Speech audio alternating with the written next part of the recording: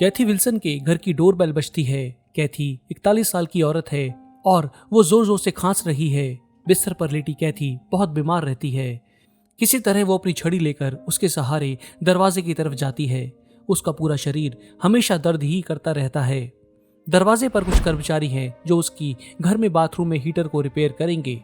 उनको अंदर दाखिल करके कैथी वापस अपनी जगह पर जैसे तैसे लौट आती है। उसके घुटने बहुत दर्द कर रहे हैं। वो सारा दिन आराम ही करेगी। ये बीमारी आज की नहीं है। कैथी पिछले 10 साल से लगातार बीमार है, पर आज कुछ ऐसा होने वाला है जिससे कैथी की जिंदगी हमेशा के लिए बदल जाएगी। आखिर कैथी को ऐसा क्या हुआ है जो आज तक कोई डॉक्टर भी नहीं पकड़ पाया, और आज क्या होगा? आगे बढ़ने से पहले इस चैनल को सब्सक्राइब करें, बेल के निशान को भी दबा दें ताकि नए और कमाल के वीडियोस आप तक तुरंत पहुंचे। चलिए let's begin. Kathy Shelbyville, Indiana, USA में अपनी बेटी और पति के साथ रहती थी। वो स्वभाव से ही मेहनती औरत थी, पर जब वो 31 साल की थी तब अचानक से बीमार रहने लगी। शुरुआत में लगा कि ज्यादा काम और तनाव के कारण ऐसा है। उसने किसी डॉक्टर की सलाह पर मल्टीविटामिन्स, आयरन और जिंक की दवाई लेनी शुरू की। उससे कुछ फायदा नहीं हुआ। कैथी की बेटी एशली, जो तब छोटी ही थी, वो उसे डॉक्टर के पास ले गई। डॉक्टर ने जांच की और वही बताया जो कैथी को पहले से ही पता था। उसे कहा गया कि वो काम से थोड़े दिनों के लिए छुट्टी लेकर आराम करे और अपने आप को तनाव से दूर रखे। ऐसा करने पर भी कैथी की बीमारी नहीं जा रही थी। उसकी हालत अब और बिगड़ती गई थी। उसका रंग पीला पड़ गया था, भूख मर चुकी थी। हर समय उसको बेहद थकान का अनुभव होता था। शरीर में जैसे जान ही ना हो, चक्कर आना, लगातार खांसी और बुखार, इन सब से कैथी जूझ रही थी। फिर भी कुछ दिनों के बाद कैथी जब दोबारा डॉक्टर के पास गई, तब डॉक्टर ही उसको देखकर चिंता में पड़ गई। उसकी डॉक्टर का नाम था डॉक्टर मैरी बेथ हेंसले। वो हैरान इस बात से थी कि कैथी उस समय इतनी यंग थी कि उसको अगर कोई बीमारी थी भी तो खुद की इम्यूनिटी से ही उसको ठीक हो जाना चाहिए था। डॉक्टर मैरी ने कैथी के टेस्ट करने शुरू किए। ब्लड टेस्ट, चेस्ट का X ray test, CT scan, spinal taps, ECG, दिमाग का एमआरआई टेस्ट, सब टेस्ट हुए। हैरानी की बात यह थी कि सब रिपोर्ट्स नॉर्मल थी। डॉक्टर मैरी को विश्वास नहीं हुआ। उसने फिर भी सिर्फ बीमारी के लक्षण दिखने के कारण कैथी का एंटीबायोटिक्स का कोर्स शुरू कर दिया। डॉक्टर मैरी के अनुसार एंटीबायोटिक्स कैथी पर कैसे काम करती हैं, उससे उन्हें पता चल सकेगा कि आखिर कैथी को समस्या क्या है। पर एंटीबायोटिक्स से कैथी और भी डल पड़ गई और उसे कुछ भी फायदा नहीं हुआ। एंटीबायोटिक्स बंद किए गए। धीरे धीरे उसकी हालत और बदतर होती गई। अब वो अपनी आंखें खुली भी ज्यादा देर तक नहीं रख पाती थी। वो जितना ज्यादा सोती उतना ही और बीमार महसूस करती। धीरे धीरे उसकी बीमारी का असर उसके मानसिक स्वास्थ्य पर भी पड़ा। परिवार के लोग और दोस्त सब परेशान थे। कुछ ये भी सोच रहे थे कि ये सब बीमारी मानसिक ना हो, जिसे साइकोसोमैटिक बीमारी भी कहा जाता है। इस तरह की बीमारी एक इंसान की सोच के कारण पैदा होती है। एशले अपनी मां की हालत बिगड़ते हुए देख रही थी। उसने और कैथी ने बीमारी के सारे संभव कारणों का ऑनलाइन सर्च भी किया। ऑनलाइन एक्सपर्ट से भी सलाह ली गई। हर्बल ट्रीटमेंट ट्राई किया, खाने पीने के तरीके बदले। अभी तक एक भी कारण पता नहीं लग पाया था। जैसे जैसे समय बीतता गया, सभी ये सोचने लगे थे कि कैथी की ये बीमारी दिमागी ही है। वो अब अपना बायां पैर इस्तेमाल नहीं कर पाती थी। उसका दाहिना पैर भी काफी कमजोर हो चला था। क्रॉनिक ब्रोंकाइटिस, निमोनिया तो था ही, अब वो चलने फिरने में भी लाचार हो रही थी। डॉक्टर मैरी ने सारे टेस्ट बार बार किए, पर हर बार नतीजा वही आता था। बीमारी पता ही नहीं चल पा रही थी। दिमाग का, स्पाइन के एमआरआईज तक ठीक आए।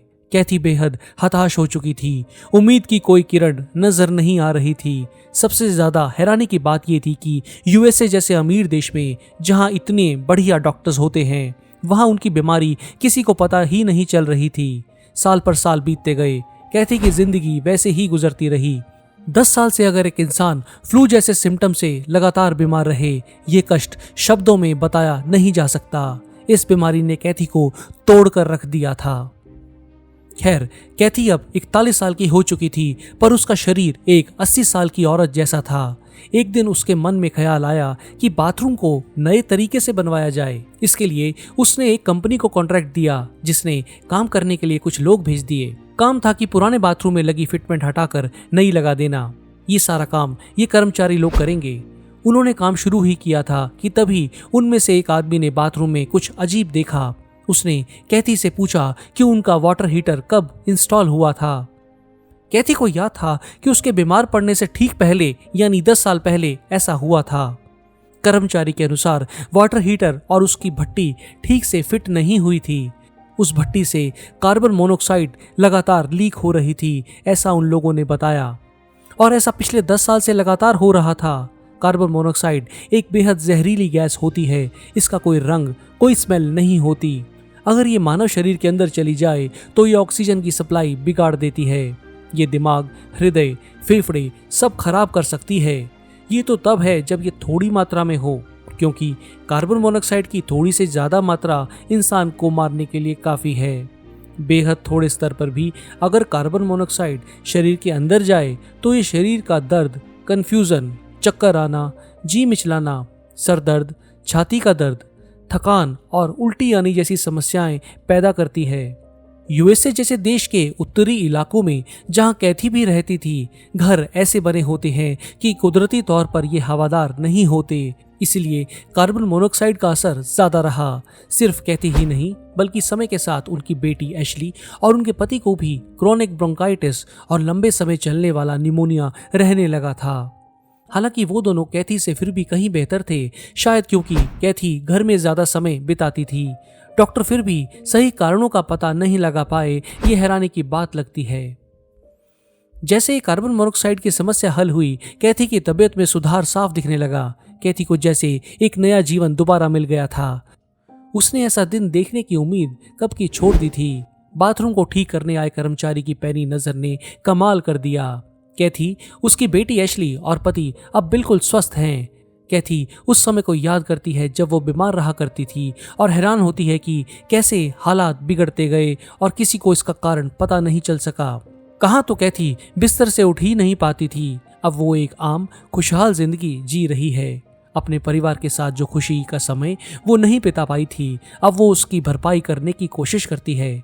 कैथी के बीमार रहने से बड़ी होती हुई बेटी एशली पर जो असर पड़ा वो शायद जिंदगी भर रहेगा। कैथी शायद शुरुआती हीटर की फिटिंग करने वाले को और डॉक्टर को कभी माफ न कर पाए, पर वो अब अपने परिवार को ज्यादा से ज्यादा समय देती है और खुश रहती है।